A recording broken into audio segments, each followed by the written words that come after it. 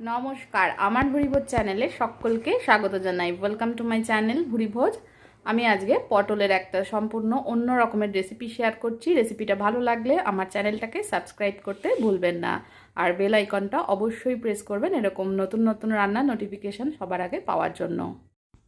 प्रथमे आलू पटलगुलोके এইভাবে केटे निয়েছি। पटलगुलो भीषण कचि हওয়ার জন্য কিন্তু খোসাটা ছাড়াইনি। तो আপনারা চাইলে খোসাটা ছাড়িয়ে করতে পারেন। আমি খোসাটা রেখেই রান্নাটা করছি। ফ্রাইং প্যানে সরষের তেল দিয়ে দিয়েছি। সরষের তেলটা গরম করা হয়ে গেলে নুন হলুদ মাখানো পটল দিয়ে দিচ্ছি। প্রথমে পটলটাকে ভালো করে ভেজে নিতে হবে, একদম লাল করে পটলগুলোকে ভেজে নিয়েছি। পটলের যে কোনো রেসিপিতে কিন্তু পটল ভালো করে ভেজে না নিলে খেতে ভালো লাগে না। তো সেক্ষেত্রে পটলটা ভালো করে ভেজে নিতে হবে। তারপরে দেখুন সেদ্ধ করা আলুগুলো দিয়ে দিলাম। আমি আলুগুলোকে একটা প্রেসার কুকারে একটা সিটি দিয়ে সেদ্ধ করে নিয়েছি। এবার আলুটাকেও পটলের সঙ্গে কিছুক্ষণ ভেজে নেব। আলুগুলোকেও 3-4 মিনিট মতন ভেজে নেওয়ার পরে এর মধ্যে দিয়ে দিলাম আদা, কাঁচা লঙ্কা আর টমেটো বাটা।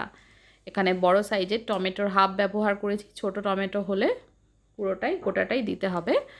এটা নিয়ে আমি যে যেরকম ঝাল পছন্দ করে আমি এখানে 6-7টা কাঁচা লঙ্কা আর 1 ইঞ্চি আদা একটু জল দিয়ে বেটে সেটা দিয়ে দিলাম।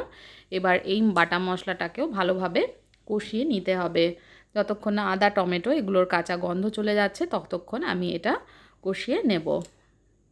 এবার এর মধ্যে কিছুক্ষণ কষানোর পরে এর মধ্যে হলুদ গুঁড়ো দিয়ে দিলাম। ছোটো চামচের হাফ চামচ হলুদ গুঁড়োটাকেও ভালো করে মিশিয়ে নিচ্ছি। দেখুন মশলাটা কিন্তু এখনও কষানো হয়নি, এখনও মশলার থেকে কিন্তু পুরোপুরিভাবে তেল ছাড়েনি। যখন মশলাটা পুরো এরকম শুকনো হয়ে যাবে তখন বুঝতে হবে মশলাটা কষানো হয়ে গেছে। এবার এর মধ্যে ছোটো চামচের 2 চামচ টক দই দিয়ে দিলাম। খুব বেশি কিন্তু দেব না, অল্প পরিমাণেই দেব।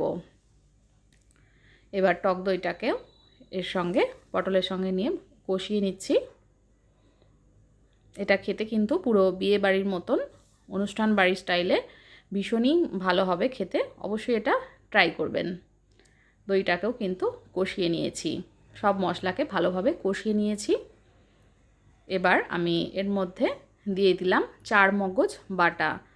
ছোট চামচের 2 চামচ 4 মগজ নিয়ে আমি সেটা কিছুটা জল দিয়ে বেটে নিয়েছি, সেটা দিয়ে দিলাম। দিয়ে এটাকেও আমি 4 মগজটাকেও কিন্তু একটু কষিয়ে নেব।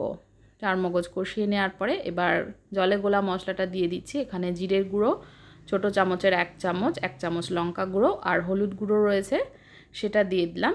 দেওয়ার পরে এই মশলাটাও একটু কষিয়ে নিতে হবে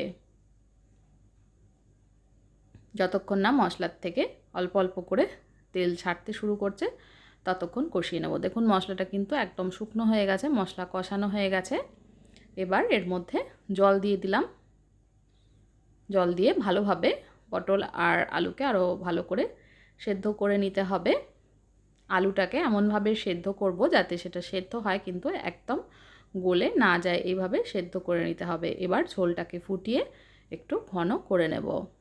দেখুন ঝোলটা ঘন হয়ে এসছে, অনেকটাই ঘন হয়ে এসছে। এবার শেষে দিয়ে দিলাম চিনি। রান্নাটা কিন্তু একটু মিষ্টি মিষ্টি হবে, সেই কারণে চিনিটা দিলাম। চিনিটা দিয়ে চিনিটা ভালো করে একটু মিশিয়ে নিচ্ছি। ঝোলটা ভালোই ঘন হয়ে উঠেছে। এবার শেষে এর মধ্যে আরও একটু নুন অ্যাড করে দিলাম। এবার দিয়ে দিচ্ছি একদম শেষে গরম মশলা ছোটো চামচের 1 চামচ। গরম মশলার মধ্যে রয়েছে গোটা এলাচ, লবঙ্গ আর দারচিনি, এগুলোকে আমি একটু গুঁড়ো করে নিয়েছি।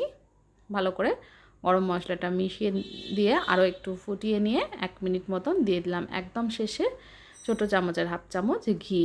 ঘিটা ভালো করে মেশালে এটা একদম তৈরি হয়ে যাবে।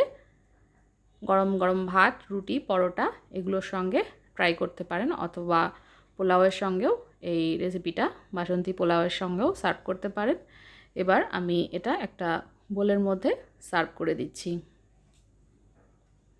দেখুন এটা কিন্তু দেখতেও ভীষণ অপূর্ব হয়েছে এবং খেতে তো অসাধারণই। অবশ্যই বাড়িতে ট্রাই করে জানাবেন, আর কেমন লাগলো সেটা অবশ্যই কমেন্ট করে জানাবেন। রেসিপি দেখার জন্য অনেক ধন্যবাদ। সকলে ভালো থাকবেন, সুস্থ থাকবেন।